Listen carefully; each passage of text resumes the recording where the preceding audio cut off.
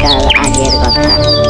একটা বড় জঙ্গলে পাহাড়ের গুহায় একটা চালাক শিয়াল বসবাস করত।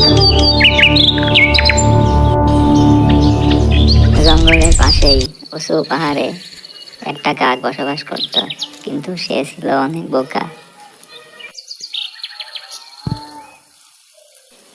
একদিন কাকটি একটা আপেল সংগ্রহ করে এবং সে উঁচু গাছের ডালে বসে আপেলটি খাওয়ার চেষ্টা করছিল। চতুর শেয়ালটি কাকের আপেল খাওয়া দেখে ফেলে এবং সে ওই গাছের নিচে উপস্থিত হয়। শেয়ালটি কাকের কাছ থেকে আপেলটি নিয়ে নেওয়ার জন্য বুদ্ধি করতে থাকে।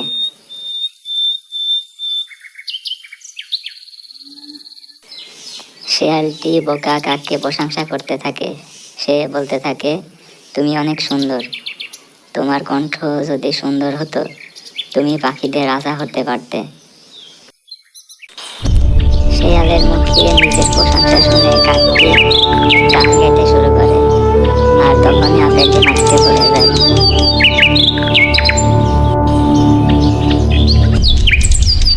চালাক শেয়ালটি বুদ্ধি খাটিয়ে কাককে বোকা বানিয়ে তার থেকে আপেলটি নিয়ে খেয়ে নেয়।